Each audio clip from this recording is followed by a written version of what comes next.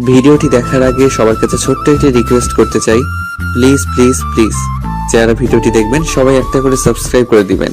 আপনাদের ভালোবাসা পেলে এমন ভিডিও আরো উপহার দিব। ভিডিওগুলো বানাতে অনেক কষ্ট হয়, আমি জানি। ভিডিওটি অনেক মানুষই দেখবেন, প্লিজ একটা করে সাবস্ক্রাইব করে দিবেন। সবাইকে পুরো গল্পটি দেখার জন্য অনুরোধ রইল। যান্ত্রিক শহরের মানুষ যন্ত্রের মতোই ছুটে চলেছে প্রতিনিয়ত। প্রয়োজনে অপ্রয়োজনে ছুটে চলেছে সকলে, ভার্সিটির ক্যাম্পাসেও তাই। কিছু শিক্ষার্থী ছুটে চলেছে ক্লাস অ্যাটেন্ড করার জন্য, আর কেউ বা বাড়ি ফেরার তাড়ায়।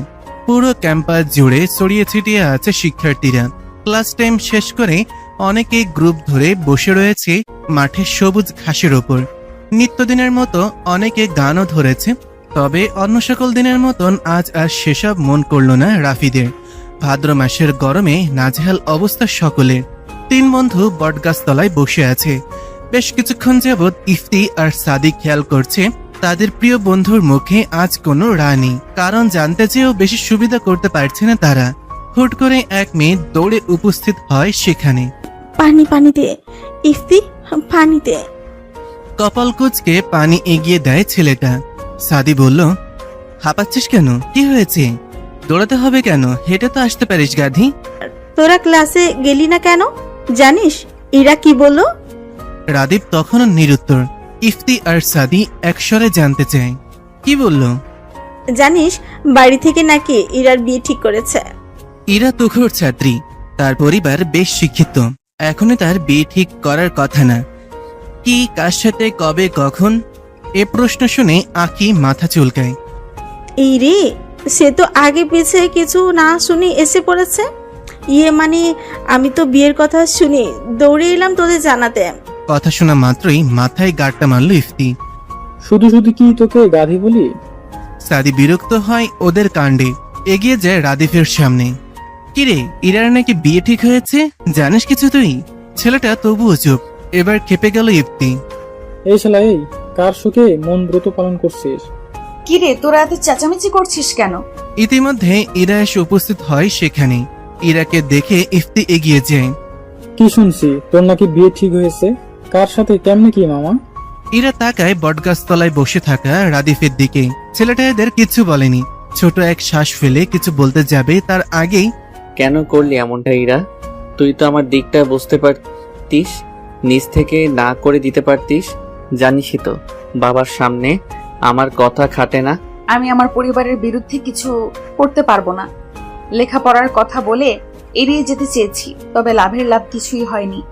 এদের কথোপকথনে ইফতি, সাদি আর আখি যেন নীরব দর্শক, কিছু বুঝতে পারছে না এরা কি বলছে। ধৈর্যের সীমা পেরিয়ে ইফতি চেঁচিয়ে ওঠে। কি হচ্ছে এখানে, বলবি কিছু? তার থেকে জোরে চিৎকার করে ওঠে রাদীপ। আমার সাথে বিয়ে ঠিক হয়েছে ইরার। তিনজনের মাথায় যেন বাজ পড়ল। এই কেমন কথা? এর জন্য সকাল থেকে রাদীপ মুখে তালাবদ্ধ করে রেখেছে। কারো মুখে রানী। নাদিয়ার সাথে আমার 3 মাসের সম্পর্ক ইরা।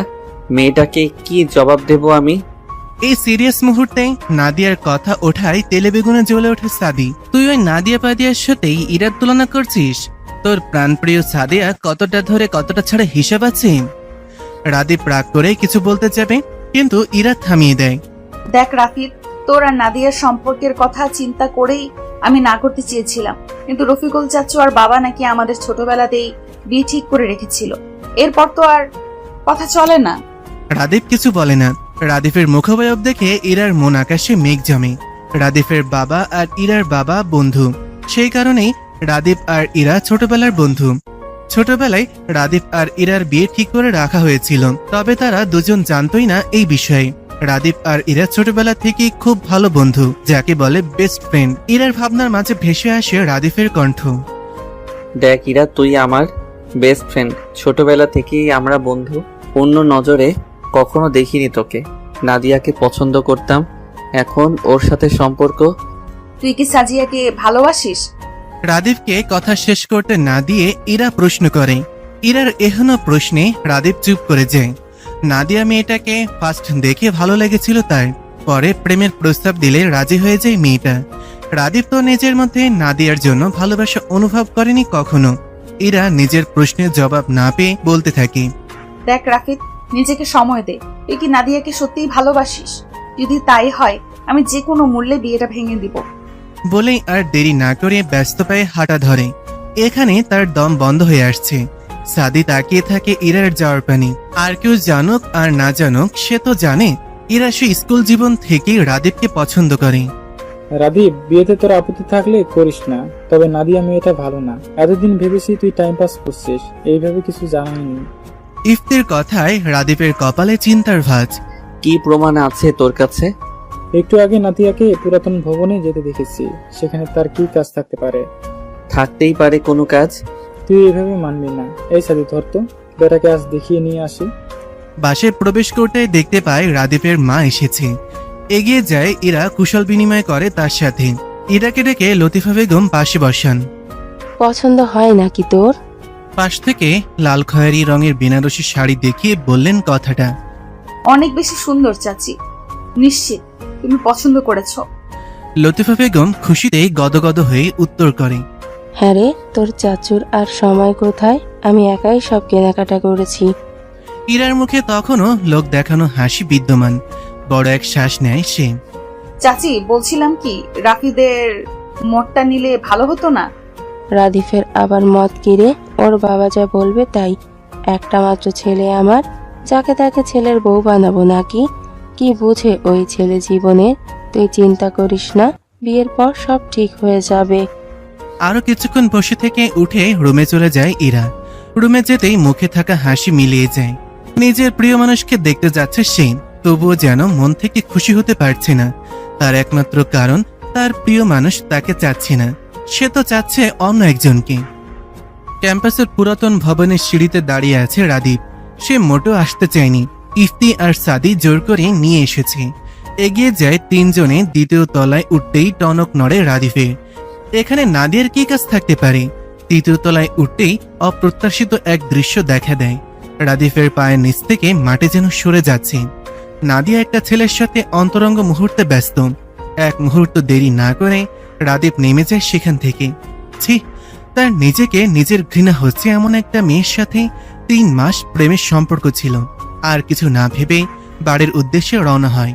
পেছন থেকে ইফতি আর সাদি ডাকছে তাকে, তবুও থামার নাম নেই। বাড়িতে গিয়ে কারোর সাথে কোনো কথা না বলেই চলে গেল নিজের রুমে। কল করলো ইরাকে।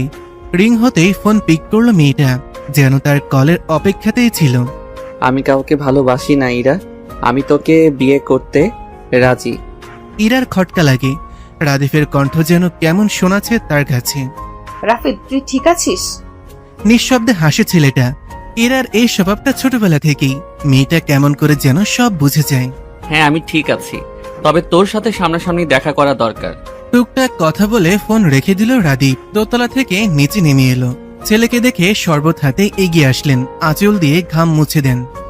শোন, আজকে সন্ধ্যায় ইরাদের বাড়িতে যাব আমরা ডেট ঠিক করতে। বেশি সম্ভব শুক্রবারেই উঠিয়ে নিয়ে আসবো ইরাকে। আজই তো বুধবার, আর হাতে মাত্র একদিন। এত তাড়াতাড়ি কি আছে বুঝলাম না। একটু সময় দেবে তো আমাদের? বিয়ের পর অনেক সময় পাবি। মায়ের উত্তর যেন প্রস্তুত থাকে সদাই। রাদীপ আর কথা বাড়ায় না। তখনই ফোনটা বেজে ওঠে। স্ক্রিনে তাকিয়ে বিরক্তি যেন বেড়ে গেল। নাদিয়া মেয়েটা কল করেছে। কল না ধরে ব্লক করে দিল ডাইরেক্ট। নিজের প্রতি বিরক্ত লাগছে। কি মেয়ের সাথে সম্পর্কে ছিল সে? ছি, প্রেমিকার সাথে অন্য এক ছেলের ওইরকম দৃশ্য দেখার পরও তার বিন্দুমাত্র কষ্ট লাগেনি, বরং ঘৃণা হচ্ছে নিজের প্রতি। ইরার রুমে বসে আছে রাদীপ। সন্ধ্যার পরে রাদীপকে নিয়ে তার মা বাবা এসেছে ইরাদের বাসায়। বড়রা সকলে ড্রয়িং রুমে বসে বিয়ের দিন তারিখ নিয়ে আলোচনা করছে। তাকে পাঠানো হয়েছে ইরার সাথে একান্ত কথা বলতে। রাদীপ ভেবে পায় না ইরার সাথে সে একান্ত কথা কি বলবে।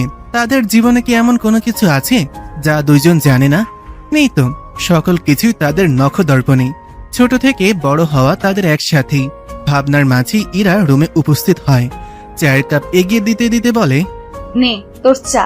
উফ, এত গরম পড়েছে আজ। আজ বাদে কাল বউ হবি আমার, তুই তুকারি করছিস কেন? রাদীপের কথায় খানিকটা লজ্জা পেল ইরা। তবে ছেলেটাকে বুঝতে দেওয়া যাবে না।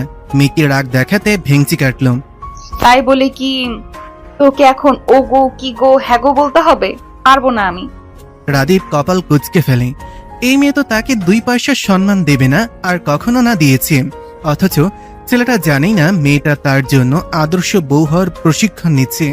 কিছুক্ষণ চুপ থেকে রাদীপ মুখ খুলে, দেখ ইরা, তুই আমার বেস্ট ফ্রেন্ড হিসেবে অদ্বিতীয়া, তবে এক ছাদের নিচে আমাদের জীবন কেমন হবে আমরা জানি না। তাই আমার কিছু সময় লাগবে নিজেকে গুছিয়ে নিতে। আশা করি তুই আমার দিকটা বুঝবি। রাদীপের ইঙ্গিত বুঝতে সময় লাগে না ইরার, তবে অনুভূতি বোঝা মুশকিল। অনুভূতি প্রকাশে বরাবরই ব্যর্থ মেয়েটা নিজেকে সামলে বলে, আমি যেন মরেই যাচ্ছি বউয়ের অধিকার পাওয়ার জন্য। রাদীপ কিছু বলতে যাবে তার আগেই তাদের ডাক চলে আসেন। চলে যায় ড্রয়িং রুমের উদ্দেশ্যে। ইরার বিয়ে হয়ে যাচ্ছে। আচ্ছা, আমার বাবা মা কি আমাকে চোখে দেখে না বিয়ে দেওয়ার জন্য? আখির কথায় ভুরু কুচকে প্রশ্ন করে ইফতি। তোকে কে বিয়ে করবে গাধি? অবশ্যই করবে। আমি কি কম সুন্দরী নাকি? বলে ভাবনায় মেয়েটা। এত বিয়ে বিয়ে করছিস কেন বলতো? লেখাপড়া খুব প্যারা দিচ্ছে আজকাল। এর থেকে বিয়ে করা ঢের ভালো দোস্ত। ছাই দিয়ে $2 দিলেই পাতিল পরিষ্কার। আখির কথায় হেসে দেয় সকলে। এরা বলে ওঠে, কাল সময় মতো চলে আসিস কিন্তু সকলে।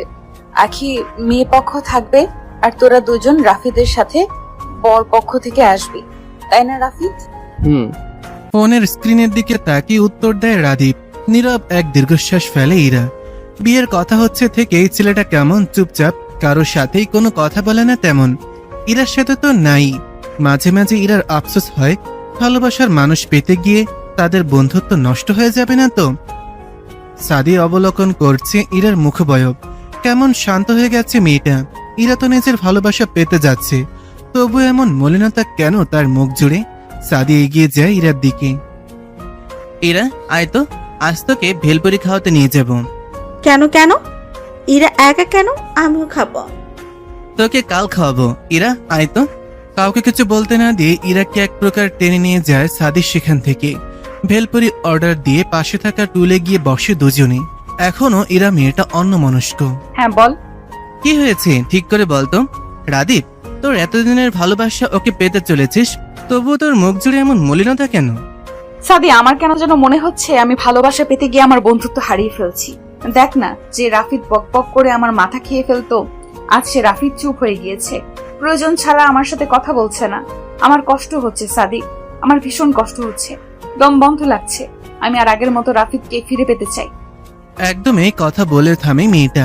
চোখের কোণে পানের উপস্থিতি স্পষ্ট। দেখ ইরা, তুই রাদীপকে ভালোবাসিস, কিন্তু ও তো তেমন কিছু ভাবেনি কখনো, তাই হয়তো মেন্টালি ডিস্টার্ব হয়ে আছে। চিন্তা করিস না, সব ঠিক হয়ে যাবে। এবার ভেলপুরি খেয়ে বাড়ি যা তো, একটু নিজের যত্ন নিয়ে গিয়ে। কালকে তোর বিয়ে। ইরা জানে সাদি তাকে স্বাভাবিক করার জন্য কথাগুলো বলছে, তবুও স্বভাবস্বরূপ হাসলো খানিকটা। সাদি রিক্সা ঠিক করে দিল। ইরা রওনা হলো বাড়ির উদ্দেশ্যে। মন প্রাণ যাচ্ছে যেন সাদির কথা মতন সব ঠিক হয়ে যায়। এতগুলো বছর নিজের অনুভূতি লুকিয়ে রেখেছে শুধুমাত্র তাদের বন্ধুত্বে, যাতে কোনো ফাটল সৃষ্টি না হয়। রাদীপকে নিজের করে পাওয়ার থেকে যে বন্ধুত্বটা টিকিয়ে রাখা বেশি গুরুত্বপূর্ণ ইরার কাছে। ভাদ্র মাসে তপ্ত রোদ আজ যেন ফিকে পড়েছে। সকাল থেকে আকাশ জুড়ে মেঘের বিচরণ। ঝিরিঝিরি বৃষ্টি হচ্ছে বেশ কিছুক্ষণ হলো। লাল খয়েরি বেনারসি পরে বউ সেজে বসে আছে ইরা, মুখে হালকা প্রসাদনের ছোঁয়া। মুখ দেখে তার অনুভূতি বোঝার উপায় নেই, নিত্যদিনের মতোই। জুমার নামাজ পড়েই রাদীপের বাড়ি থেকে বরযাত্রী আসবো ইরাদের বাড়ি। ইরা জানে না রাদীপের মনোভাব। ওই দিনের পর আর তেমন কথা হয়নি দুজনের। সে আপাতত একা বসে রয়েছে তার রুমে। ইরার বোন ইলা আর আখি মিলে গেট ধরবে সেই প্রস্তুতি নিচ্ছে। ইরার ভাবনার মাঝেই হন্তদন্ত হয়ে ঘরে প্রবেশ করে ইলা। আপু, রাদীপ ভাইয়াকে শুভ্ররাঙা পাঞ্জাবিতে যা লাগছে না, তুই দেখলে টাসকে খেয়ে যাবি। ইলার কথায় আনমনেই হাসে ইরা। ছেলেটাকে আজ বুঝি বেশি সুন্দর লাগছে। দেখতে চাচ্ছে মেয়েটা, তবে এখন কি আর সেই সুযোগ আছে? সকাল থেকে ইরা মেয়েটা না খাওয়া। তার নাকি খাবারের গন্ধে পেট ভরে আসছে। এই তো কিছুক্ষণ আগে কাজে এসে বিয়ে পড়িয়ে গেল। ইরা বসে আছে, কিন্তু তার ভাবনা সে রাদীপ নামক পুরুষটাতেই শুরু আর তার মাঝেই শেষ। তার ভাবনার মাঝে রাদীপকে তার রুমে নিয়ে আসা হলো। ইরা কল্পনা করতে লাগলো, ইস, ছেলেটাকে এত মারাত্মক লাগছে কেন? নাকি শুধু তার চোখেই ছেলেটা অতিমাত্রায় সুদর্শন? বুঝতে পারে না ইরা। ইরা আর রাদীপকে পাশাপাশি বসানো হয়েছে। ইরা ফিসফিস করে জিজ্ঞেস করে। এই রাফিদ, দেখ তো আমাকে কেমন লাগছে। রাদীপ তাকায় ইরার দিকে। মেয়েটা কেমন হাসি হাসি মুখ করে রেখেছে। সৌন্দর্যের দিক থেকে মেয়েটা নিতান্তই সাদামাটা, তবু আজ ভিন্ন রকম সুন্দর লাগছে রাদীপের কাছে ইরাকে।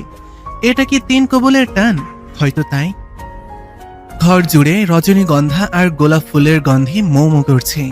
বিছানার মাঝখানে ইরাকে বসিয়ে রেখে গেছে আখি। এখন তার কেমন অনুভূতি হওয়ার কথা বা কেমন অনুভূতি হচ্ছে কিছুই যেন ঠাওর করে উঠতে পারছে না মেয়েটা। আচ্ছা, রাদীপের অনুভূতি কেমন হবে তাকে এই রূপে দেখে? সে কি প্রেমিক পুরুষের মতন বুকে হাত দিয়ে পড়ে যাওয়ার অভিনয় করে হাসানোর চেষ্টা করবে আমাকে? নিজের ভাবনার মাঝেই হেসে ওঠে। আদৌ কি তা সম্ভব? ছেলেটা তো তার সাথে কথাই বলে না। সং সেজে বসে আছিস কেন? তোর কি বাসর করার শখ হয়েছে? চমকে দরজায় তাকায় ইরা। রাদীপ দাঁড়িয়ে। নিজের ভাবনায় এতটাই মশগুল মেয়েটা যে রুমে কারো উপস্থিতিও টের পায়নি। সেজন্য ঠিকঠাক শুনতেও পায়নি ছেলেটা কি বলছে তাকে। কি বললি? শুনতে পাইনি। এই তুই আমার সাথে তুই তোকারি করছিস কেন? তুই না আমার বিয়ে করা বউ? ও তাই বুঝি? বিয়ে করা বউকে কেউ এত রাত অব্দি অপেক্ষা করায়? কিছুটা দমে গেল রাদীপ। হ্যাঁ তাই তো, রাত 1টা বাজতে চললো তো ঘুমিয়ে যেতে আমি কি মানা করেছি? এত কথা না বাড়িয়ে ওয়াশরুমে যা, নর্মাল কাপড় পরে আয়। ইরা বিনা বাক্যে নেমে যায় ফ্রেশ হতে। রাদীপের ফোনটা সেই কখন থেকে বেজে চলেছে।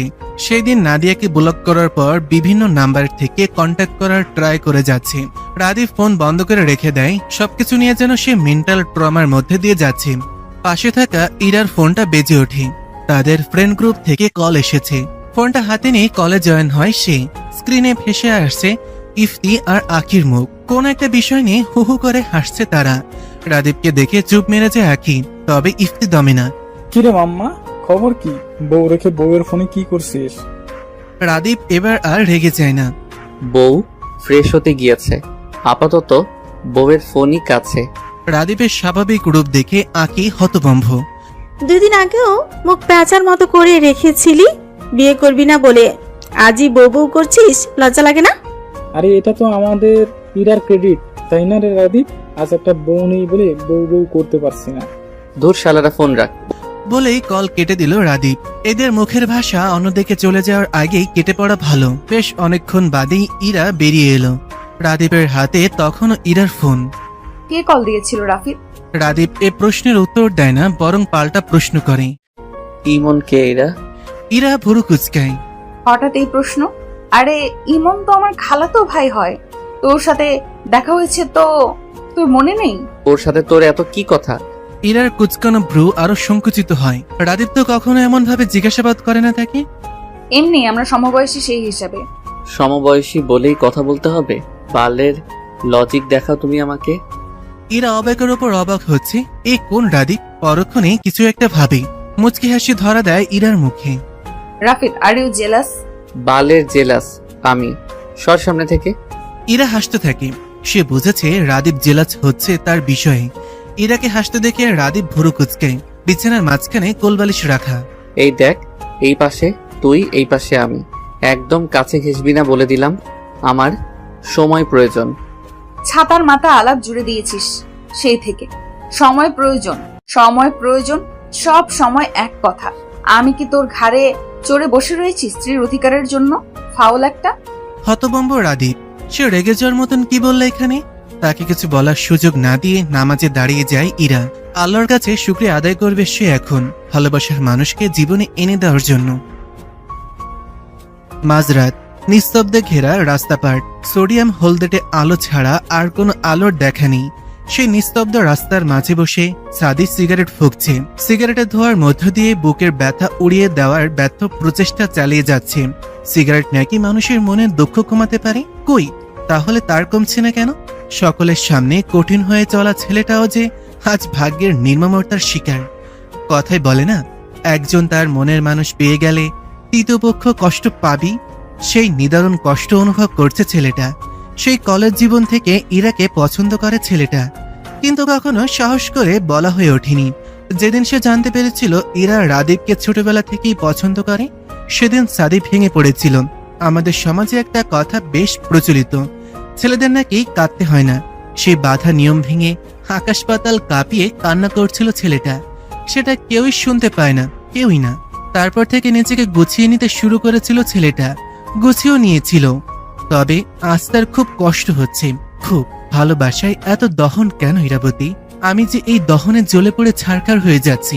নিস্তব্ধ জনমানবহীন রাস্তায় ছাদের আত্মচিৎকার শোনার মতন কেউই নেই। মন মস্তিষ্ক যেন যুদ্ধে নেমেছে, বারবার তাকে মনে করিয়ে দিচ্ছে তার ইরাবতী এখন অন্য কারো, তোর আর অধিকার নেই তাকে চাওয়ার। চিৎকার করতে থাকে ছেলেটা, তোমাকে আর চাইব না ইরাবতী, আর চাইব না।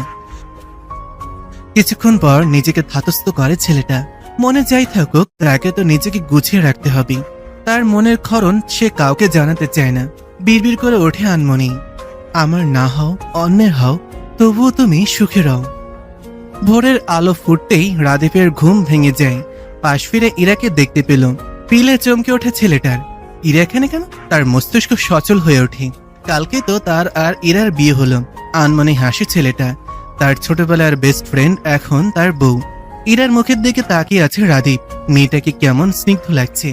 এক ধানে তাকিয়ে থাকে ছেলেটা। ইরা নড়ে চড়ে ওঠে, হুট করে চোখ মেলে তাকায়। রাদীপ তড়িঘড়ি করে অন্যদিকে তাকায়। কি করছিলি রাফিদ? মেয়েটা ঘুম জড়ানো কণ্ঠ শুনে শীতল স্রোত বয়ে যায় পুরো শরীর জুড়ে। আজ হুট করে মেয়েটাকে এত মায়াবী লাগছে কেন? নিজেকে প্রশ্ন করে কোনো উত্তর পায় না ছেলেটা। গলা পরিষ্কার করে নেয়। বউকে দেখছিলাম। ইরা হতভম্ব, এটা কি আদৌ রাদীপ? তার কেমন সন্দেহ হচ্ছে। হুট করে উঠে বসে। রাদীপের কপালে হাত রাখে ইরা।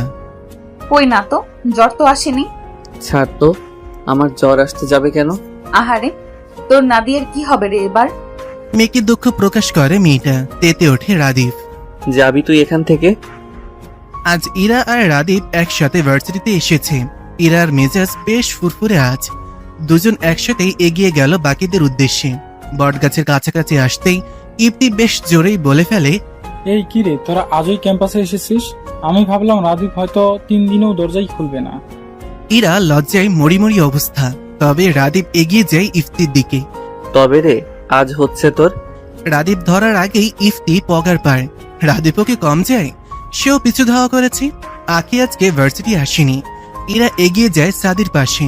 সাদি, তুই ঠিক বলেছিলি, রাফিদ নর্মাল হচ্ছে আমার সাথে। সাদি তাকায় ইরার দিকে। খুশিতে কেমন চকচক করছে মেয়েটার মুখ। এই হাসি মুখের দিকে তাকিয়ে এসে সারাটা জীবন পাড়ি দিতে পারবে। তুই সুখী হয় ইরা, তোর সুখেই আমার সুখ। বলেই ইরার মাথায় হাত রাখে ছেলেটা। পরক্ষণেই হাত সরিয়ে নেয়। তার এমনটা করার অধিকার নেই। পুকুর পাশে দাঁড়িয়ে আছে রাদীপ। তার পাশেই নাদিয়া মেয়েটা।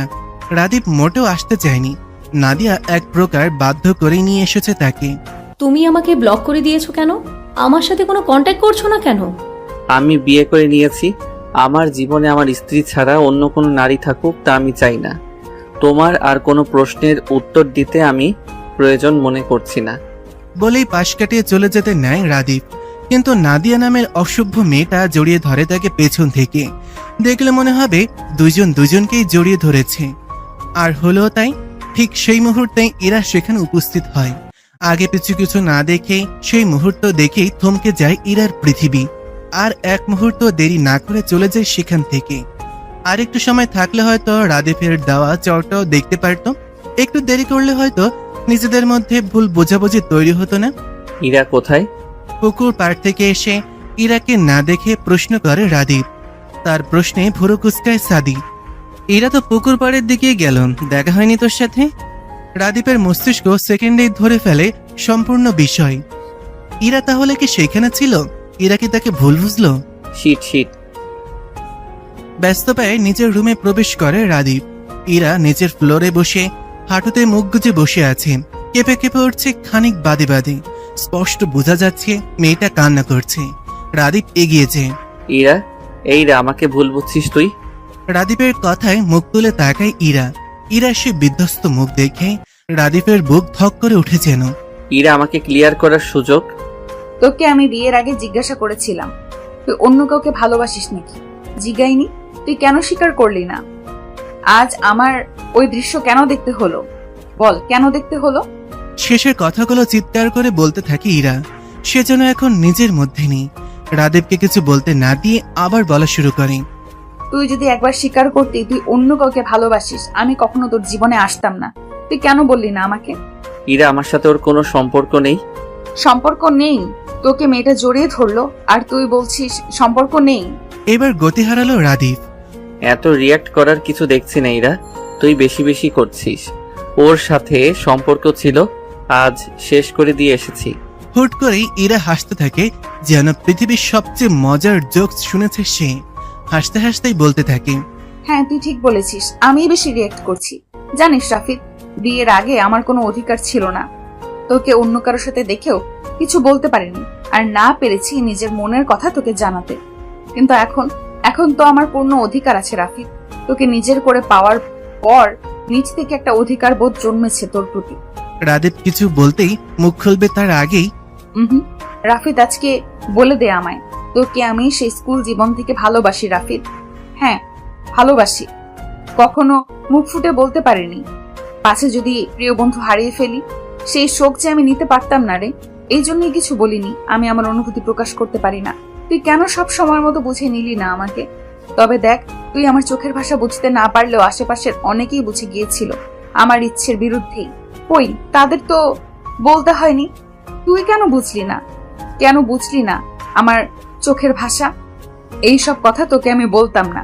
ভেবেছিলাম তুই সম্পর্কটা মেনে নিলে তারপর বলবো, কিন্তু না, আজ মনে হলো তোকে আজই জানিয়ে দেওয়া উচিত। এরপর যদি আর সুযোগ না পাই, আমি আফসোস নিয়ে মরতে চাই না। রাদীপ কিং কর্তব্য বিমূঢ়, তার চোখে মুখে বিস্ময়। ইরা তাকে ভালোবাসে? একটু আগে কি বললো ইরা? সে কি ঠিক শুনেছে? এটা কিভাবে হয়? এত বছরও কি সে ইরাকে বুঝতে ব্যর্থ? হাজার খানেক প্রশ্ন তার মনে ঘুরপাক খাচ্ছে। তার মাঝেই ভেসে আসে ইরার কণ্ঠ। একদিন তোকে প্রান্তরেখার পথিক বানিয়ে চলে যাব বহু দূরে। সেই দিন তুই খুব করে চাইলেও আমাকে আর পাবি না। বলে চলে যেতে নেয় সেখান থেকে। তার আগেই রাদীপ ইরার হাত ধরে ফেলে। রাফিদ ছাড়, আমি একা থাকতে চাই। হাত ছাড়ে না, বরং আরো নিজের কাছে আনে ইরাকে। এতদিন কেন মনের কথা জানাসনি? ইরা কথা বলে না, চোখ দিয়ে অনর্গল পানি পড়ছে মেয়েটার। রাদীপ আরেকটু কাছে নিয়ে আসে ইরাকে। মেয়েটা ছাড়া পাওয়ার জন্য ছটফট করছে। খুব তো ভালোবাসি করছিস, আমার ভালোবাসার গভীরতা সহ্য করতে পারবি তো? ইরা মুখ তুলে তাকায় রাদীপের দিকে। ছেলেটার গরম নিঃশ্বাস আশ্রয় পড়ছে তার মুখে। রাদীপের কথা তার মাথায় বাজছে। কি বলল ছেলেটা? ভালোবাসার গভীরতা মানে? তার ভাবনার মাঝে রাদীপ ইরার কানে ফিসফিস করে, আমি ছুঁয়ে দিলে সামলাতে পারবি তো নিজেকে? বাবার অফিসে টুকটাক কাজ গুছিয়ে নিচ্ছে রাদীপ। যতই হোক, বইয়ের হাতের খরচের টাকা বাবার কাছ থেকে নেওয়াটা তার আত্মসম্মানে পাচ্ছে। তাই সে ঠিক করেছে এখন থেকে বাবার ব্যবসায় হাত লাগাবে। সেই অনুযায়ী তার বাবার বিয়ের কাছ থেকে কাজ বুঝে নিচ্ছে। ঘড়িতে নজর বুলালো একবার। রাত 8:56। ঝটপট সব কাজ গুছিয়ে বাইক নিয়ে বেরিয়ে পড়লো বাড়ির উদ্দেশ্যে। বাড়িতে পৌঁছে সিঁড়ি দিয়ে উপরে উঠতে নিয়ে দেখা হয় তার মায়ের সাথে। ইরা দুপুরে খায়নি, শতজোর করেও খাওয়াতে পারিনি। তপ্ত এক শ্বাস ফেলে রাদীপ। তুমি একটা প্লেটে খাবার বেড়ে রাখো, আমি আসছি। রুমে ঢুকে চোখে পড়ল ইরাকে। বইয়ে মুখ ডুবিয়ে বসে রয়েছে। রাদীপ এগিয়ে গিয়ে নিজের ফোনে একটা ভিডিও অন করে ইরার সামনে ধরে। নাদিয়া মেয়েটার সাথে রাদীপ যখন পুকুর পাড়ে কথা বলছিল, সেই সময় সিসিটিভি ফুটেজ। এটা জোগাড় করতে ছেলেটা সারা বিকাল ক্যাম্পাসেই ছিল। ভিডিওতে রাদীপের চড়মারা সিনটা স্পষ্ট। ইরা রাদীপের দিকে তাকায়। মুখে বললে বিশ্বাস করবি না বলেই ভিডিও জোগাড় করে আনলাম। এবার বল, আমাকে ভুল বোঝার অপরাধে তোকে কি শাস্তি দেওয়া যায়? ইরা নিশ্চুপ। রাদীপকে ভুল বোঝা উচিত হয়নি। সে তো জানে রাদীপ কেমন ছেলে, তবুও। আমি সরি। বালের সরি তোর কাছেই রাখ, যা চোখ মুখে পানি দিয়ে আয়। ইরা সোফার ওপর আয়েশ করে বসে আছে। রাদীপ খাবার নিয়ে এসেছে নিচ থেকে। মেয়েটা কিছু বলার আগেই রাদীপ ইরার মুখের সামনে ভাতের লোকমা। ইরা চোখ তুলে তাকায় রাদীপের দিকে। তাকিয়ে রয়েছিস কেন? আগে কি কখনো খাওয়াইনি তোকে? হ্যাঁ দিয়েছিস, তবে চুপচাপ খা মেরিমা। খাওয়ানোর শেষ পর্যায়ে ইরা খেয়াল করে রাদীপ কেমন মিটিমিটি হাসছে। হাসছিস কেন ওভাবে? ইরা আমার না ভেবে কেমন হাসি পায়। ছোটবেলায় তোর নাক দিয়ে পানি পড়তো সেই ইরা এখন আমার ঘরের বউ। তেলে বেগুনে জ্বলে ওঠে ইরা। তুই যে ছোটবেলায় প্যান্ট ছাড়া ঘুরে বেড়াতিস, প্যান্ট পরে পটি করে দিতিস? বলবো আমি সেসব? ইরার বাচ্চা। ও হ্যালো, আমি ইরার বাচ্চা নেই কোনো। দুষ্টু হাসি ফুটে ওঠে রাদিফের মুখে। সে ফিসফিস করে বলে, তুই চাইলে আসতেই পারে, আমার প্রবলেম নেই। বিয়ে করবি না করে মাথা খেয়েছিস, এত সহজেই ভুলে গেলি? এখন খুব শখ না? অসভ্য। রাদীপ প্রত্যুত্তর করার আগেই ইরার মুঠোফোন বেজে ওঠে। আখি কল করেছে। এই সময় তো আখির কল করার কথা না। সৎপাস না ভেবে কল ধরল ইরা। রাদিফ কোথায়? ইরা, রাদিফ কোথায়? রাফি দেখা নেই। কি হয়েছে আখি, কাঁদছিস কেন? ইরা, রাদিফকে একটু বল না ইফতির কাছে যেতে, ও তো পাগলামি করছে। চট করে মাথা তুলে তাকায় রাদিফের দিকে। আজ তো 8 তারিখ, রাত 12টার পরেই 9 তারিখ। আখি, এই আখি তুই সামলা নিজেকে। আমি যাচ্ছি, সাদিকে নিয়ে এক্ষুনি যাচ্ছি। শুনছেন নিস্তব্ধ রাস্তা। দূর কোথাও থেকে ভেসে আসছে কুকুরের হাঁক ডাক। সেই নিস্তব্ধতায় ঘেরা রাস্তা দিয়ে এগিয়ে যাচ্ছে ইফতি। তার হাতে এক গুচ্ছ লাল গোলাপ, আরেক হাতে একটা বিড়াল সম্পূর্ণ সাদা রঙের। আরো কিছুটা এগিয়ে গিয়ে ছেলেটার পা থেমে যায়। সে এসে গেছে তার গন্তব্যে, সামনে কবরস্থান। ইফতির পা যেন এগোতে চাচ্ছে না, তবুও জোর করে এগিয়ে যায় সে। একটা কবরের সামনে যেতেই হাতে থাকা বিড়ালটা ধপ করে নেমে যায় হাত থেকে। বিড়ালের গতিবিধি দেখে হাসে ছেলেটা। গত 3টা বছর ধরে একই কাজ করে আসছে। ইফতি হাসি মুখে কবরটার পাশের মাটির উপরেই বসে পড়ে। ফুলের গুচ্ছটা এগিয়ে দেয় কবরের পাশে। দেখ না তনয়া, আজ আমি তাড়াতাড়ি এসেছি, অনেক গল্প করব তার সাথে। ওপাশ থেকে কোনো উত্তর আসে না। আসবে বা কিভাবে? কবরে থাকা মানুষ কি কথা বলতে পারে? এই তনয়া দেখ, আমি তোর জন্য লাল গোলাপ নিচ্ছি। তুই তো লাল গোলাপ খুব করে চাইতিস আমার কাছে। দেখ না, উঠবি না? সাদা বিড়ালটা শুয়ে আছে কবরের সাথে লেপটে। বোবা প্রাণীটাও বুঝতে পারে তার মালিক। এই দেখ, সাথে ইনিকেও এনেছি, ওকেও দেখবি না? হাত ঘড়িতে সময় দেখে নিল 12টা বাজতে 2 মিনিট বাকি। ইফতি চিত হয়ে শুয়ে। 3, 2, 1, হ্যাপি বার্থডে তনয়া। তুই সব সময় বলতিস না সবার আগে ইফতি ভাই আমাকে বার্থডে উইশ করবে? তোর কথা মতো আমি আজও সবার আগে তোকে উইশ করার জন্য এসেছি। দেখ, কবরের মাটিতে হাজারো চুমুতে ভরিয়ে দেয় ছেলেটা। চোখ দিয়ে গড়িয়ে পড়ছে উষ্ণ তরল। ছেলেটা হুট করে চিৎকার করে ওঠে। তনয়া, তনয়া রে, বড় বাবা আমায় বলেছিল তোর বয়স 18 হলেই আমার হাতে তুলে দিবি তোকে। এই দেখ, আজ তোর বয়স 18 হয়ে গেল। তুই ফিরে আয় তনয়া, তোকে তো আমি ঘরের বউ করবো। আয় না, কেন চলে গেলি আমাকে ফাঁকি দিয়ে? আমার যে কষ্ট হয় তনয়া, তুই তো আমার কষ্ট সহ্য করতে পারতিস না, তবে আজ কেন আসছিস না? দেখ না তনয়া, আমি কাঁদছি, কষ্ট হচ্ছে, আমার বুক ছিঁড়ে যাচ্ছে তনয়া। আয় না, তুই নেই, আমাকে কেউ ভাত বেড়ে খেতে দেয় না তনয়া। আমাকে একা করে কেন চলে গেলি? আমার মাথাটা হাতায় দে না। আসছিস না কেন? শুনতে পাচ্ছিস না তুই আমার কথা? ইফতির হ্যালুসিনেশন হচ্ছে। চোখের সামনে ভেসে উঠছে তনয়া। এই তো আমার তনয়া, তোকে আর রেখে যাব না, চল আমার সাথে। ইফতি মেয়েটার হাত ধরতেই হাওয়ায় মিলিয়ে যায় মেয়েটার অবয়ব। আরো বেশি পাগলামি করতে লাগে ইফতি। পাগলের মতন কবরের মাটি খুঁড়তে লাগে। ওই মুহূর্তে ওইখানে উপস্থিত হয় সাদি আর রাদীপ। ইফতি, কি করছিস কি? এরকম করলে তনয়া আরো কষ্ট পাবে। মাথা তুলে পেছনে তাকায় ইফতি। গিয়ে জড়িয়ে ধরে রাদীপ আর সাদিকে। দেখ না, একটু আগেই তনয়া এখানে ছিল, আমি হাত ধরতেই গায়েব হয়ে গেল।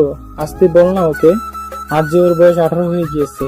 এখন ওকে আসতে বল, বড় বাবা আমার হাতে তুলে দিবে। বল না রাদীপ, এই সাদি তুই বল। দুইজনই বেশ বুঝতে পারে ইফতির আবারও হ্যালুসিনেশন হচ্ছে। এটা নতুন না, প্রায়ই হয়। ইফতি, অনেক রাত হয়েছে, চল। তোরা বুঝতে পারছিস না, আমার তনয়া আজ যাবে আমার সাথে, ও তো কথা দিয়েছিল। শত বুঝিও লাভের লাভ কিছুই হলো না। ইফতি পাশে বসে এক দৃষ্টিতে তাকিয়ে আছে। রাদীপ আর জোর করেনি। ইফতির সময়ের প্রয়োজন। বছরের 2টা দিন ইফতি নিজের মধ্যে থাকে না। এক তনয়ের জন্মদিন আর এক তনয়ের মৃত্যুবার্ষিকীতে। অনেক সময় বাদে রাদীপ এগিয়ে যায়, কাঁধে হাত রাখে। ইফতি, এবার যেতে হবে। ইফতি শোনে রাদীপের কথা, দুহাত দিয়ে জড়িয়ে ধরে কবরটাকে। মাটিতে চুমু এঁকে দেয়। আমি আবার আসবো তনয়া। চল রাদীপ। রাদীপ তাকায় ইফতির দিকে। ছেলেটা নিজেকে স্বাভাবিক করতে চাচ্ছে দেখে আর কথা বাড়ায় না। শুনছেন নিশুতির রাতে 3 বন্ধু রওনা হয় তাদের বাড়ির উদ্দেশ্যে। হুট করে রাদীপ বাইক থামায়। সাদি বলে, কিরে থামলি কেন? রাদীপের দেখা দেখি বাকি 2জনও নেমে যায়। কোথায় থেকে যেন আঁকি দৌড়ে এসে ইফতির গায়ে হামলে পড়ে। হঠাৎ এমনটা হওয়ায় কিছুটা পিছিয়ে যায় ইফতি। পরক্ষণে সামলে নেয় নিজেকে। কি হয়েছে গাড়ি, কাঁদছিস কেন? তুই আর কষ্ট পাস না ইফতি। আমাকে বল তোর তনয়া কেমন ছিল, আমি তেমনি হয়ে যাব, সত্যি বলছে। কথা বলতে বলতে নাক টানছে মেয়েটা। রাদীপ আর সাদি মুখ চাওয়াচুই করে। এই সময় এসব বলছে কেন মেয়েটা?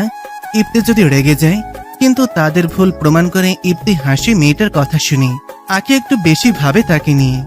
তোকে কারো মতো হতে হবে না আখি, তুই যেমন তেমনই থাক। আমার শূন্য জীবনে তোর মতো একটা গাঠি থাকলে মন্দ হয় না বিষয়টা। নতুন ভোরের সূচনা, নতুন দিনের সূচনা। অনেকের হয়তো নতুন করে বাঁচা, নতুন করে জীবন যুদ্ধে যাওয়ার সূচনা হয় একটা দিনের সূচনার সাথে। কাল রাতে রাদীপের বাড়ি ফিরতে ফিরতে অনেক রাত হওয়ায় ইরার সাথে তেমন কোনো কথা হয়ে ওঠেনি। আখের বিষয়েও কোনো কথা হয়নি তাদের। রাদীপ ঘুম থেকে উঠে বারান্দার গাছে পানি দিচ্ছে। এই গাছগুলো ইরা খুব শখ করে লাগিয়েছে। নে রাফিদ, তোর চা। রাদীপ তাকায় ইরার দিকে। শাড়ি পরেছে মেয়েটা, তবে সেই রূপে মুগ্ধ হওয়ার আগেই মেজাজ বিগড়ে গেল রাদীপের। ইরা হাত থেকে চায়ের কাপ রেখে দেয় অন্য পাশে। টেনে রুমে নিয়ে দেয়ালের সাথে আটকে ধরে ইরাকে। এই তোকে না বলেছি তুমি করে বলতে, তুমি বল এক্ষুনি তুমি করে বলবি। অন্যদিকে ফিরে ইরা। অনেক দিনের অভ্যাস, তুমি করে বলতে আমার লজ্জা লাগে। আহারে সোনা, লজ্জা লাগার কিছু বলিনি আমি, তুমি করে বলো এক্ষুনি ফার্স্ট ইরা। ইরা চোখ মুখ কুচকে তো তুমি? রাদীপ হাসে। ইরা তাকিয়ে থাকে সেই হাসি মাখা মুখের পানে। আখির সাথে কথা হয়েছে তোর? হ্যাঁ, সকালে কল করেছিল, ইফতির কথা জিজ্ঞেস করেছিল। রাদীপ ইরাকে কালকের ঘটনা খুলে বলে। আচ্ছা তোরা মেয়েরা এমন কেন, আখি কেন প্রকাশ করছে না নিজের অনুভূতি? আসলে আখি আর 5টা মেয়ের মতো না, আমরা সবাই জানি। ওর মধ্যে বাচ্চা মোটা রয়ে গিয়েছে, হয়তো ও নিজেই নিজের অনুভূতি বুঝতে অক্ষম। রাদীপ বুঝমানের মতন মাথা নাড়ে। হুট করে প্রশ্ন করে, আজ শাড়ি পরেছিস কেন? আজ নাকি তোর থুড়ি থুড়ি তোমার নানু বাড়ির লোক আসবে, তাই পড়তে বললো মা। রাদীপ কিছু বলল না। ইরা আর দেরি না করে নিচে নেমেছে। ইরার তড়িঘড়ি করে যাওয়া দেখে আনমনেই হাসে রাদীপ। ইফতির বড় চাচার মেয়ে তনয়া। ইফতির বাবা মারা যাবার পর থেকেই তারা বড় চাচার সাথে থাকতো। বড় চাচার একমাত্র মেয়ে তনয়া তখন ইফতির ন্যাওটা। সব কাজেই তার ইফতি ভাইয়াকে লাগবেই। মাঝে মাঝে ইফতি বিরক্ত হতো, কিন্তু দিন যাওয়ার সাথে সাথে ইফতি কেমন যেন মেয়েটার মায়ায় জড়িয়ে পড়ে। তনয়া শৈশব থেকে কৈশোরে পদার্পণ করার পর যেন ইফতিকে নিয়ে তার পাগলামো বাড়তে থাকে। একদিন হুট করে বাবার কাছে গিয়ে বলেই ফেলল ইফতিকে এসে বিয়ে করবে। ইফতির চাচি ইফতিকে তেমন একটা পছন্দ করতো না, তবে তনয়ের বাবা ইফতির প্রতি মেয়ের আসক্তি দেখে তাদের বিয়ে পড়িয়ে রেখেছিল খুব গোপনে।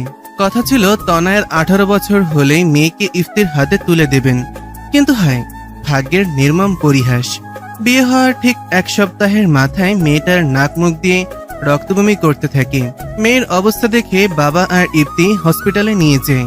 সেখানে গিয়ে হয়তো ইফতি তার জীবনের সব থেকে বড় সত্যের সম্মুখীন হয়েছিল। তনয় মেয়েটার ব্লাড ক্যান্সার লাস্ট স্টেজ চলছিল, অথচ প্রাণোচ্ছল মেয়েটা জানতো না মরণ ব্যাধি রোগ বাসা বেঁধেছে তার ভেতর। টানা 3 দিন হসপিটালে মৃত্যুর সাথে পাঞ্জে লড়ে পৃথিবীর মায়া ত্যাগ করে মেয়েটা। মৃত্যুর দ্বার প্রান্তে এসো মেয়েটা শক্ত করে ধরে রেখেছিল ইফতির হাত। তার শেষ কথা ছিল, ইফতি ভাই, আমি চাই আমার অবর্তমানে তোমাকে কেউ যত্ন করুক। আমি তোমার প্রথম স্ত্রী হিসেবে তোমাকে অনুমতি দিলাম বিয়ে করার। এটাই আমার শেষ ইচ্ছে। ইফতি সেদিন মেয়েটাকে কোনো উত্তর দিতে পারেনি। অবুঝ মেয়েটা যেন সেদিন বুদ্ধিমতী হয়ে গিয়েছিল। নিজের মৃত্যুর পরোয়া না করে সে ভেবেছিল ইফতির ভালো থাকা নিয়ে। ভালোবাসা এমনও হয়, তার ভালোবাসা হয়তো এমনই ছিল। কাল রাতে ইফতিকে আর বাড়ি ফিরতে দেয়নি।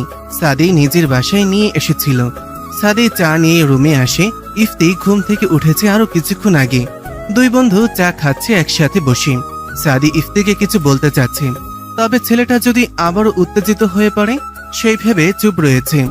7-5 না চিন্তা করে বলেই ফেলল, দেখ ইফতি, অনেক বছর তো হলো, এবার নিজেকে নিয়ে কিছু ভাব, গুছিয়ে নে জীবনটা। আমি নিজেকে গুছিয়েই রেখেছি সাদি, তবে বছরের 2টো দিন আমি নিজের মধ্যে থাকি না, আর না কখন থাকতে পারবো। আখির দিকটা একটু ভেবে দেখলে হয় না?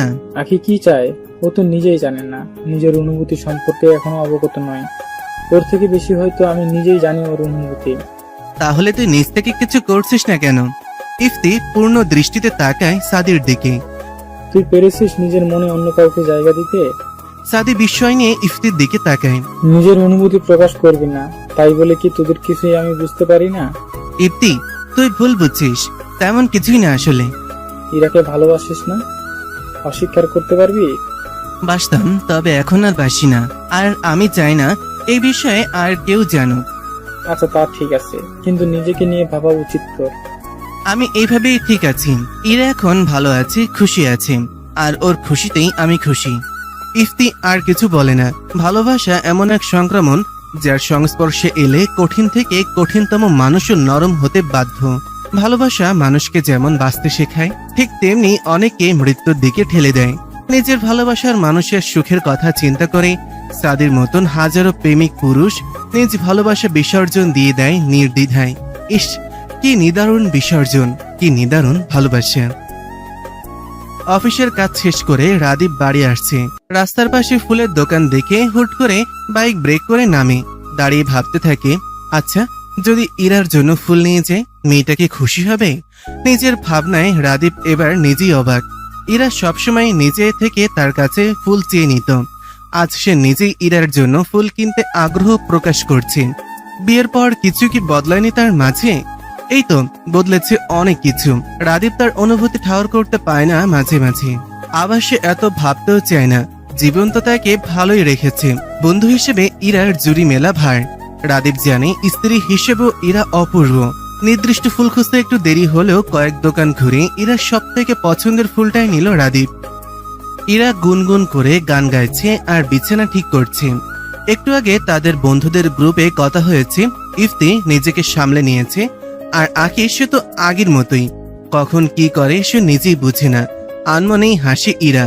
বন্ধুদের মধ্যে আখির বিষয়ে সকলেই জানে যে ইফতিকে এসে পছন্দ করে, শুধু মেয়েটা কখনো তা স্বীকার করে না। হাতের কাজ শেষ করে ড্রয়িং টেবিলের সামনে যেতেই তার নাকে এক সুন্দর সুবাস আসে। খুশি হয়ে যায় মেয়েটা। এটা তো দোলন চাপার ঘ্রাণ। পরক্ষণে মেয়েটা ভীত হয়। আশেপাশে তো দোলন চাপা ফুলের গাছ নেই। এত রাতে সে ফুলের ঘ্রাণ পাচ্ছে কেন? দরজা ভেতর থেকে লাগানো। রাদীপ দরজা নক করে, তবে কোনো সাড়া নেই। আবার দরজা নক করবে, তার আগেই দরজার লক খুলে যায়। ইরা চোখ মুখ খিচে এক প্রকার চেঁচিয়ে ওঠে, ভূত ভূত। ইরা, ভূত কোথায় দেখলি? এটা তো আমি। রাদীপের কথা শুনে যেন প্রাণ ফিরে পায় মেয়েটা। তুই এসেছিস, এত দেরি করলি কেন? জানিস একটু আগে তেনারা দোলন চাপা ফুলের গ্রান নিয়ে এসেছিল। রাদীপের ভুরু কুচকে যায়। তার আনা দোলন চাপা ফুলের ঘ্রাণ পেয়েছে ইরা, সে সেটা নিশ্চিত। তবে তেনারা? এই মেয়ে আস্ত এক ভীতু। পেছনে রাখা হাতটা বাড়িয়ে দেয় ইরার সামনে। তুই এসেছিস দোলন চাপা? সত্যি তুই এনেছিস আমার জন্য? না, তোর জন্য আনিনি, পাশের শেওড়া গাছের পেতনির জন্য এনেছি। দিয়ে আসি। যত সব। ভাবলাম একটু প্রেমিক পুরুষের মতো হাঁটু গেড়ে বসে ফুল দেব। ছ্যা ছ্যা ছ্যা, সেসব কি আর আমার কপালে আছে? সর সামনে থেকে। ইরা রাদীপের কোনো কথাই কানে নিল না। সে তার প্রিয় দোলন চাপা পেয়েছে প্রিয় মানুষের কাছ থেকে। এর থেকে কি আর চাওয়ার থাকতে পারে তার? রাদীপ তাকিয়ে আছে ইরার দিকে। মেয়েটা বাচ্চাদের মতন প্রাণোচ্ছল হয়ে গেছে ফুল পেয়ে। ইরা তাকাতেই নিজেকে স্বাভাবিক করে জিজ্ঞাসা করে, তুই না বলেছিলি নানুরা আসবে? কই দেখলাম না তো। কাল আসবে বললো মা। রাদীপ আর কথা বাড়ায় না, ফ্রেশ হতে চলেছে। ইরা তাকিয়ে থাকে রাদীপের দিকে। ছেলেটাকে স্বাভাবিক স্বামী হতে চাচ্ছে হয়তো, তাই না হলে যে রাদীপকে বলে কয়ে ফুল নিতে হতো, সেই রাদীপ নিজ থেকে তাকে ফুল এনে দিল আজ। ইরার খুশি যেন আজ বাদ মানে না। ইরা ড্রেসিং টেবিলের সামনে রেখে দেয় ফুলগুলো। তার স্বামীর দেওয়া প্রথম উপহার বলে কথা। সূর্য যেন আজ নিজের পূর্ণ তেজ দিয়ে কিরণ ছড়াচ্ছে চারপাশে। ভ্যাপসা গরমে নাজেহাল অবস্থা পথচারীদের। তাদের মধ্যে ইলাও অন্যতম।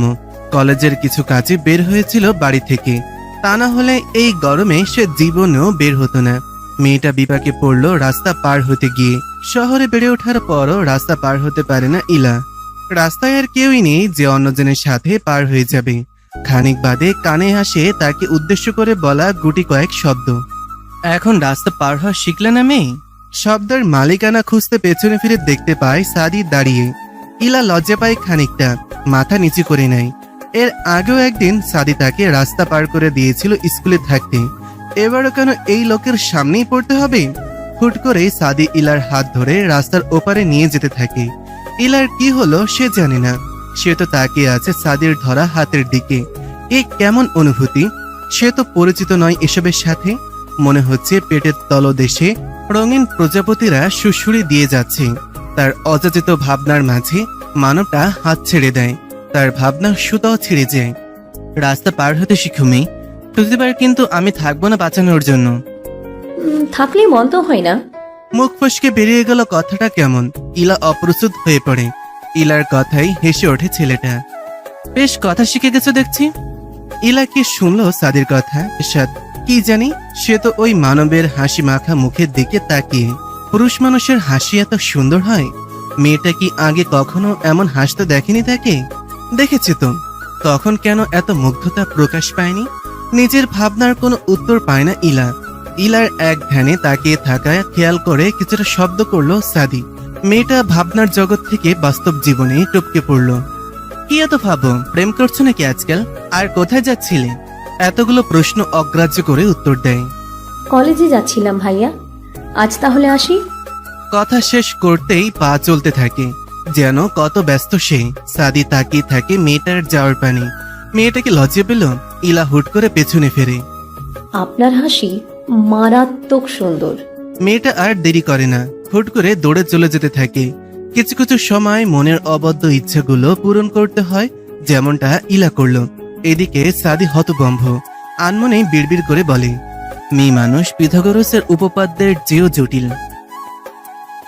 সকাল থেকে ইরা শাশুড়ির সাথে রান্নাঘরে।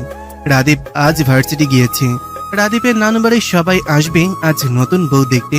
সেই সুবাদে ইরার বাড়ির সবাইকেও দাওয়াত করা হয়েছে আজ। রাদীপ আসার সময় ইফতি, সাদি আর আকিকে সাথে করে নিয়ে আসবে। সেসবে তোড়জোড় চলছে সকাল থেকে।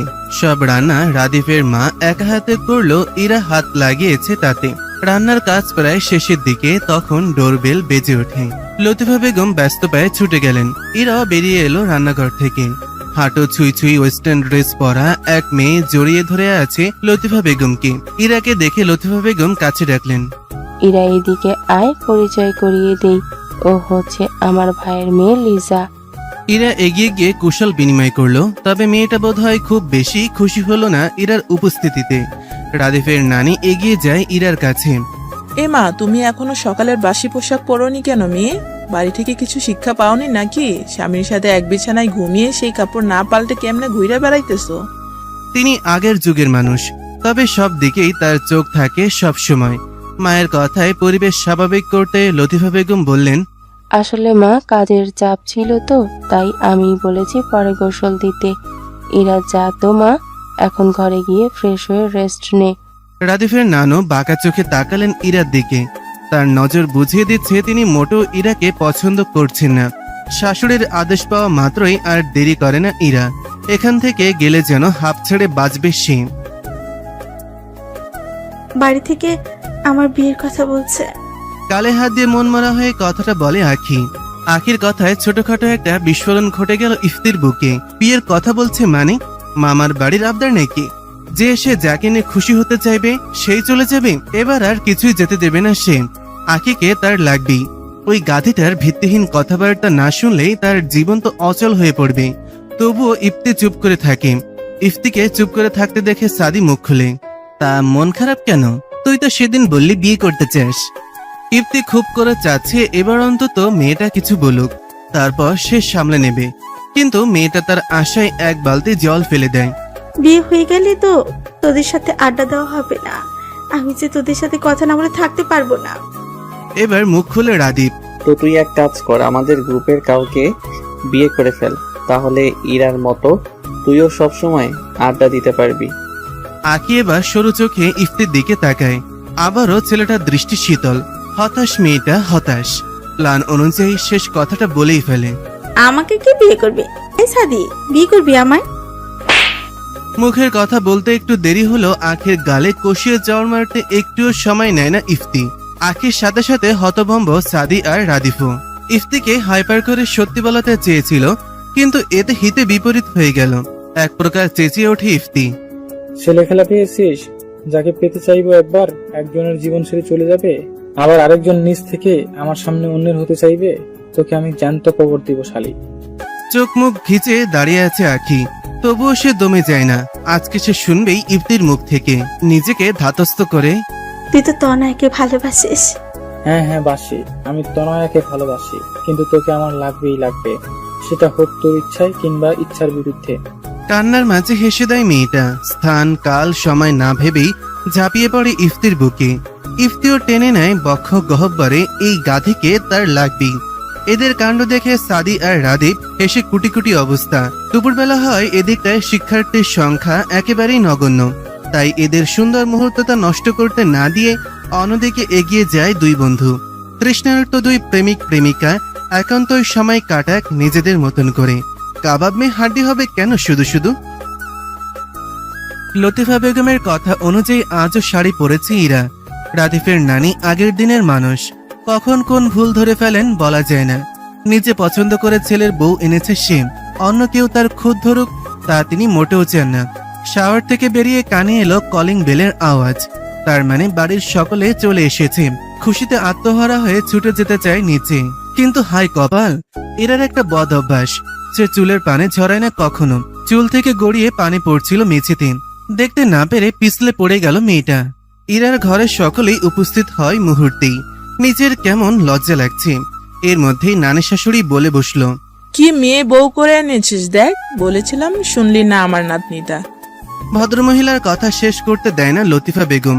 হয়েছে মা, নিচে যাও সবাই, আমি আসছি। একে একে সবাই নিচে চলে যায়। ইরার ভীষণ খারাপ লাগলো নানির কথাটা। মা বিশ্বাস করো, আমি বেলের আওয়াজ পেয়ে তাড়াহুড়ো করে যাচ্ছিলাম, খেয়াল করিনি এখানে পানি। শাসনের সুরে ধমকে ওঠে লতিফা বেগম। চুল দিয়ে টপ টপ করে পানি পড়ছে, মুছিস নি কেন? আজ তো অল্পতেই রক্ষা পেয়েছিস, বড় কিছু হলে তখন। ইরা চুপ থাকে, এটা তার অন্যতম একটা বদভ্যাস। ইরাকে চুপ থাকতে দেখে কাল থেকে আমি নিজে তো ট্রেনিং নেব, একদম স্ট্রিক্ট শাশুড়ি হয়ে যাব বলে দিলাম। লতিফা বেগমের কথা বলার ভঙ্গিমায় হেসে দেয় ইরার সাথে লতিফা বেগম নিজেও। রুমে প্রবেশ করে এই সুন্দর মুহূর্তের সাক্ষী হয় রাদীপ। অন্তর জুড়ে যায় কেমন শীতল স্রোত নেমে যায়। এই তো তার জীবনের দুই নারী, একজন তার মা, আরেকজন সে তো ভবিষ্যৎ বাচ্চার মা। নিজের অযাচিত ভাবনায় আনমনেই হাসে ছেলেটা। আপাতত ইরা ঘরে একা। রাদীপ একটু আগে বাইরে গিয়েছে। ইরার পড়ে যাওয়ার ব্যাপারটা নিয়ে বাড়ি মাথায় তুলে নিয়েছিল ছেলেটা। তেমন চোট না পেলেও বাড়িতে ডক্টর এনেছিল রাদীপ। সেসব ভেবেই হাসছে ইরা। রাদীপ তার প্রতি আগে থেকে যত্নশীল। ভাবনার মাঝে ইরার রুমে প্রবেশ করে লিজা, রাদীপের মামাতো বোন। ওয়েস্টার্ন ড্রেস পরা মেয়েটাকে দেখে জোরপূর্বক হাসে ইরা। মেয়েটা কেমন ক্ষিপ্ত হয়ে আছে। এই মেয়ে, এই কেন এলে আমার আর রাদিফের মাঝে? ইরা হতভম্ব। তার আর রাদীপের মাঝে বলতে কি বোঝাতে চাইছে মেয়েটা, আবার বলে ওঠে, আজ শুধুমাত্র তোমার জন্য আমি আমার রাদিফকে পেলাম না, না হলে দাদু আমাকে কথা দিয়েছিল রাদিফের সাথে আমার বিয়ে দিবে। কথা বলতে বলতে ইরার ব্যথাযুক্ত পা চেপে ধরে। কি করছেন কি? লাগছে, ছাড়ুন ছাড়ুন বলছি। চেঁচিয়ে ওঠে ইরা। মেয়েটা আরো ক্ষিপ্ত হয়ে ইরার গলা চেপে ধরে। তোকে আমি আজ মেরেই ফেলবো, তোর জন্য আমি রাদিফকে পেলাম না। মুহূর্তেই চোখ বড় বড় করে ফেলে ইরা। ঠিক সেই সময় রুমে উপস্থিত হয় রাদীপ। ঘটনা বুঝতে পেরেই দৌড়ে গিয়ে ইরাকে ছাড়িয়ে নেয়। সাথে সাথে সজোরে এক থাপ্পড় বসিয়ে দেয় লিজা নামের মেয়েটার গালে। তুমি আমাকে মারলে রাদিফ? হ্যাঁ মারলাম, কারণ তুমি নিজের মনুষ্যত্ব হারিয়েছ। তোমার সাহস কি করে হলো ওর গায়ে হাত দেবার? তোমার ওই হাত ভেঙে গুড়িয়ে দেওয়ার আগেই তুমি চলে যাও। এখনই তুমি আমার ঘর থেকে বের হও, এক্ষুনি। রাদীপের বজ্র কণ্ঠে ভয় পেয়ে যায় লিজা। সে আর দেরি না করে নিচে গিয়ে দাদের কাছে ন্যাকা কান্না জুড়ে দেয়। সবকিছু শুনে ভদ্রমহিলা নাতনিকে আশ্বাস দেন, তুই চিন্তা করিস না, ওই মেয়েকে আমি উচিত শিক্ষা দেব, এমন ভাবে শিক্ষা দেব যাতে সাপও মরবে লাঠিও ভাঙবে না। ইরার গলায় বেশ ভালোভাবে দাগ বসে গিয়েছে, জায়গাটা লাল হয়ে আছে সম্পূর্ণ। রাদীপের দিকে তাকিয়ে প্রশ্ন করে ওঠে ইরা, লিজার সাথে তোর কিসের সম্পর্ক রাফিক? মেয়েটা আস্ত এক সাইকো, বাড়িতে এলে আগে পিছে ঘুরতে থাকে। ওর সাথে আমার কোনো সম্পর্ক নেই। নিজ থেকে আমাকে বিয়ের প্রস্তাব দিয়েছিল, আমি না করে দেওয়ায় তোর সাথেই ব্যবহার। ইরা কিছু বলে না। ইরা, আজ বাড়িতে দাওয়াত, তোদের বাড়ি থেকে সকলে আসবে। আমি কোনো সিন ক্রিয়েট করতে চাচ্ছি না, তবে ওর কাজের শাস্তিও পাবে। তুই প্লিজ নর্মাল হ। ইরা এবারও নিশ্চুপ। রাদীপ ইরার আরো নিকটে চলে আসে। গলার লাল দাগ কমে আসছে খানিকটা। মাথা নিচু করে রক্তিম বর্ণ ধারণ করা জায়গাগুলোতে ঠোঁট ছুঁয়ে দিল পরম আবেশে। ইরা যেন জমে গেল সেইখানটাতেই। তার চোখ বন্ধ। এ কি করলো রাদীপ? এ কেমন অনুভূতির জানান দিচ্ছে? এই আমরা কিচ্ছু দেখিনি। হুট করে কারো কণ্ঠ শুনে ছিটকে পড়ে দুজন দুই দিকে। ইরা তো লজ্জায় মরিমরি অবস্থা। দরজায় দাঁড়িয়ে আছে ইফতি আর আখি। ইফতি এক হাত দিয়ে আখির চোখ ধরে আছে, আরেক হাত দিয়ে নিজের মুখের উপর দিয়ে আঙ্গুল ফাঁক দিয়ে চোখ বের করে রেখেছে। হয়েছে তোদের? এবার কি চোখ খুলবো? শালা এখন আর চোখ আটকে কি করবি? যা দেখার তো দেখেই নিয়েছিস। আয় ভিতরে আয়। ভেতরে আসতে আসতে উত্তর করে ইফতি। লে হালুয়া, এখানে আমার দোষ কি? আমি কি জানি তোরা দরজা খোলা রেখে ভিতরে রঙ্গলীলা করছিস? তোরা কি চুপ করবি এবার? ইরার ধমকে অফ হয়ে যায় ছেলে দুটো। তবুও থেমে নেই তাদের মিটমিটানি হাসি। এর মাঝে ইরার বাড়ির সকলে এসে পড়ে। পায়ে ব্যথা নেই, ইরা নিচে এসেছে। মানুষ বলে ওকে না পেলে আমি মরেই যাব। কাউকে না পেয়ে আসলে কেউ মরে না। জীবন তার নিজ গতিতে এগিয়ে যায়। কেটে যায় সময়। যেমন কাটছে সাদের জীবন। সে হেঁটে যাচ্ছে, উদ্দেশ্য নেই জানা। রাদীপের সাথেই ও বাড়ি যাওয়ার কথা ছিল, তবে সে মিছে বাহানা দিয়ে পরে যাবে বলেছেন। সাদের ভেতরে চলছে মন মস্তিষ্কের লড়াই। মন বলছে ইরাকে অন্য ঘরে সে দেখতে পারবে না। অপরপক্ষে মস্তিষ্ক নিজেকে এতটা স্বার্থপর হতে সায় দিচ্ছে না। এতদিনের বন্ধুত্বের সম্পর্ক তাদের। তার নিজের স্বার্থের জন্য সে তো বন্ধুদের বাদ দিতে পারে না। এর মাঝেই পায়ের গতি কমিয়ে দেয়, রিক্সা ডেকে উঠে পড়ে। উদ্দেশ্য রাদীপের বাড়ি। জীবনে আর যাই হোক, বন্ধুত্ব বাদ দেওয়া যাবে না। পুরো ড্রয়িং রুম জুড়ে মানুষের আনাগোনা। পুরো ঘর ইফতি মাতিয়ে রেখেছে। আসর জমাতে একাই ওস্তাচ্ছে। সাদি এসে সেই কখন থেকে ডোরবেল বাজিয়ে যাচ্ছে, খুলছে না কেউ। রাদীপকে কল করার জন্য মাত্রই ফোন বের করেছিল, তার আগেই দরজা খুলে গেল। আরে ইলাজি, তোমার কলেজের কাজ শেষ? সকালবেলার কথা বলার জন্য ইলার অস্বস্তি হচ্ছে। নিচে তাকিয়ে নখ খোঁচাচ্ছে মেয়েটা। খুব কষ্ট উচ্চারণ করলো, জি জি ভাইয়া। সাদি আরো কিছু বলতে যাবে, তার আগেই ইফতি হাঁক ডাক শুরু। এই সাদি, ওখানে কি ঢাকার জ্যাম দেখা দিয়েছে নাকি? এগোচ্ছিস না কেন হলুদ ছাড়া? ইফতির কথাই ইলা সামনে থেকে সরে যায়। সাদি খেয়াল করলো ইলা যে অস্বস্তি বোধ করছে। হয়তো সকলের জন্য, নিজের বলা কথার জন্যই। ভেতরে প্রবেশ করে সকলের সাথে কুশল বিনিময় করে সেও আড্ডায় ব্যস্ত করে ফেলে নিজেকে। মনের অবাধ্য অনুভূতিগুলো তাকে কষ্ট দিতে পারে না। দিনের সব থেকে সুন্দর সময় হয়তো দুপুরের পর থেকে সন্ধ্যা হওয়ার সময়টুকু। প্রখর রোদের তাপ কমে এসেছে। মাথার উপরে থাকা সূর্যটা হেলে পড়েছে পশ্চিমে। রোদ পড়ে যাওয়ায় বাড়ির ছোটরা সবাই মিলে ছাদে মাদুর পেতে বসেছে। বড়রা পাশে রাখা চেয়ারে বসে তাদের মতন আড্ডা দিচ্ছে। শুধু অনুপস্থিত লিজা। সেই ঘটনার পর আর ঘর থেকে বের হয়নি। এতে সব থেকে বেশি খুশি হয়েছে ইরা। মেয়েটাকে তার একটুও পছন্দ না। সবাই মিলে আলোচনা করে ঠিক করা হলো এখানে এখন ট্রুথ আর ডেয়ার খেলা হবে। ইলা গিয়ে খালি বোতল নিয়ে এলো। এবার এটা ঘোরানো হবে। প্রথমবারে বোতল গিয়ে থামে সাদির সামনে। Truth or dare? সাদি তাকায় ইফতির দিকে। ছেলেটা মিটিমিটিয়ে হাসছে। এটা সংকেত হচ্ছে ট্রুথ নেওয়া যাবে না। যে কোনো সময় ছেলেটা তাকে ফাঁসিয়ে দেবে।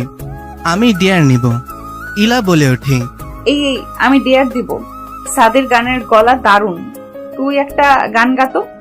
সকলে সাই জানালো। অনিচ্ছা থাকা সত্ত্বেও সাদি গান ধরল।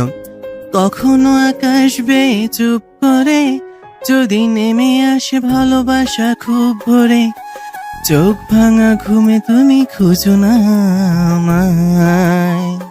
ইফতি তাকিয়ে আছে বন্ধুর মুখ পানে। সে মন প্রাণে চায় সাদের জীবনেও কেউ এসে ছেলেটাকে গুছিয়ে নিক। সকলের করতালের আওয়াজে ইফতির ধ্যান ভাঙে। পুরো গানটায় সাদি নিচের দিকে তাকিয়ে শেষ করেছে, কেননা কাউকে উদ্দেশ্য করে গান গাওয়ার মতন কেউ তার জীবনে নেই। সকলেই গানের জন্য সাদিকে বাহবা দিল। চুপ রইল ইলা। সাদির ফোনে মায়ের কল আসায় সে নিচে চলে যায়। ইরার মা ইয়াসমিন বেগম ছোট মেয়েকে বললেন, ইলা নিচে যা তো, নাস্তা ভেজে রেখে এসেছি আমরা, নিয়ে আয়। মায়ের আদেশ পেয়ে ইলা নিচে আসে। রান্নাঘর থেকে নিয়ে আসে ভেজে রাখা স্প্রিং রোল আর সিঙ্গাড়া। সাদি বাড়ি থেকে ফোনে কথা বলে ভেতরে আসছে দেখে হাতের বাটিগুলো ডাইনিং টেবিলের ওপর রাখে। আপনার গানের গলা অসম্ভব সুন্দর। সাদি ফোনের ওপরে চোখ রেখে হাঁটছিল বিধায় ইলাকে খেয়াল করেনি। কণ্ঠ শুনে তাকালো। মেয়ে, তোমার কাছে দেখছি আজকাল আমার সবই সুন্দর লাগছে, ব্যাপার কি বলতো?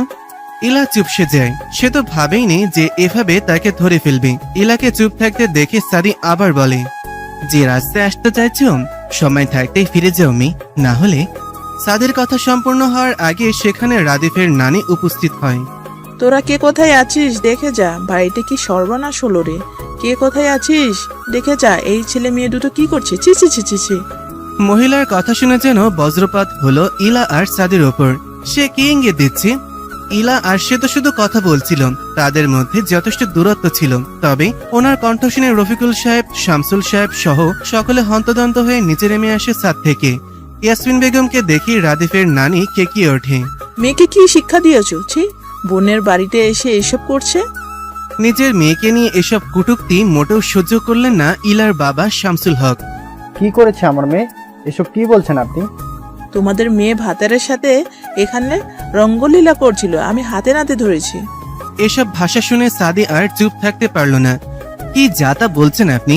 আমরা এখানে দাঁড়িয়ে কথা বলছিলাম, একটা মেয়ে হয়ে অন্য একটা মেয়েকে এমন মিথ্যা অপবাদ দিতে আপনার বাচ্ছে না? লতিফা বেগম এগিয়ে যান মায়ের দিকে। মা, তুমি বোধহয় ভুল দেখছো। সাদিকে ছোট থেকে দেখছো না? ইলা আমাদের নিজের মেয়ের মতোই, ওরা কোনো খারাপ কাজ করতে পারে না। আমি চোখে কম দেখতে পারি, কিন্তু লিজা ও কি চোখে কম দেখবে? ওই তো আমাকে ডেকে নিয়ে এলো। হ্যাঁ, আমি ওদের খুব বাজে অবস্থায় দেখেছি, ভাষায় প্রকাশ করার মতো না। নিচের দিকে তাকিয়ে শুধু অশ্রু ফেলছে ইলা। এবার আরো ডুকরে কেঁদে উঠল। নিজেকে নিয়ে এইসবও শুনতে হচ্ছে তাকে। এতক্ষণ চুপ থাকলো, এবার ইয়াসমিন বেগম গিয়ে মেয়ের গালে চড় মারতে লাগলেন এলোপাথাড়ি। আন্টি, কি করছেন কি? ওর কোনো দোষ নেই, আপনারা ভুল বুঝছেন।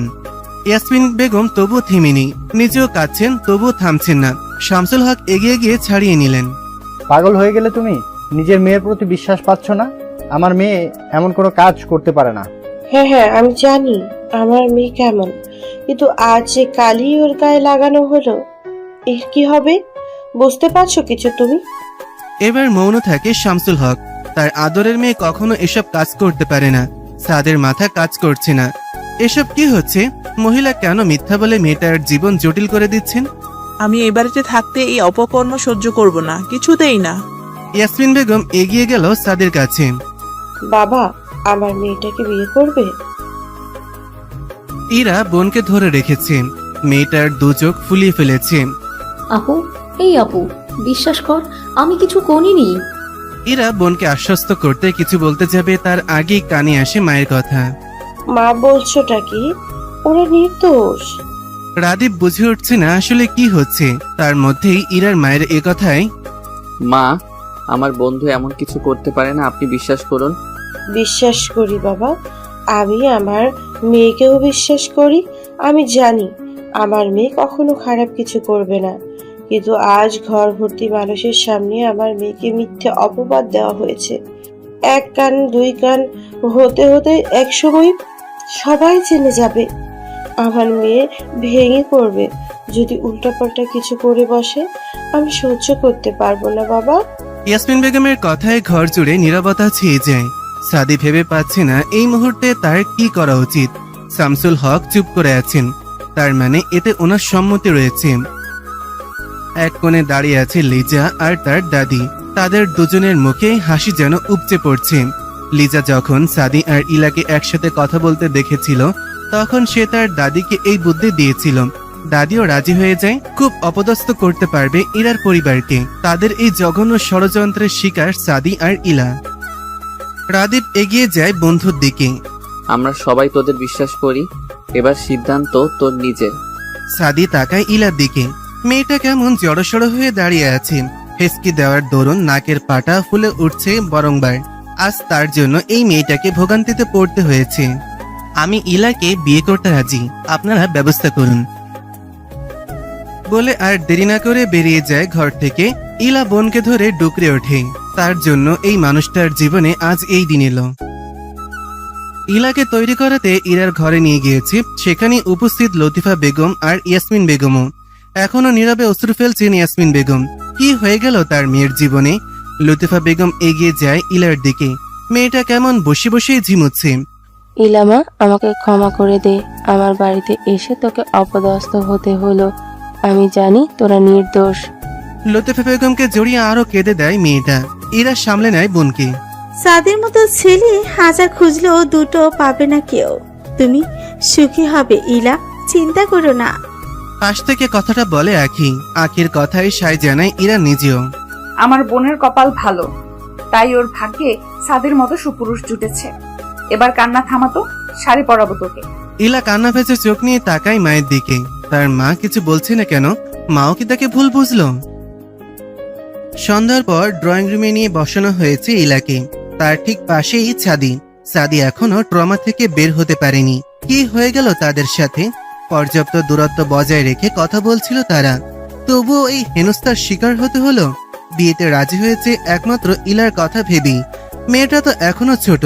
যদি এই মিথ্যা অপবাদের কারণে ইলার জীবনে কোনো বাজে প্রভাব ফেলতো, সাদি কি মেনে নিতে পারতো? এসব ভেবেই বিয়েতে রাজি হওয়া। সাদির বাসায় তার মা ছাড়া আর কেউই নেই। সে তো তার মাকে জানিয়েছে যে বউ নিয়ে বাড়ি যাবে। ভদ্রমহিলা আর কোনো কথা জিজ্ঞাসা করেনি। ছেলের সুখেই তার সুখ। মুহূর্তেই কাজী সাহেবকে নিয়ে আসা হয়। কাবিন কত দিব? এ কথায় সবাই সাদির দিকে তাকায়। যেহেতু তার পরিবারের কেউই এখানে নেই, তাকেই জানাতে হবে। সাদির সরল সহজ উত্তর।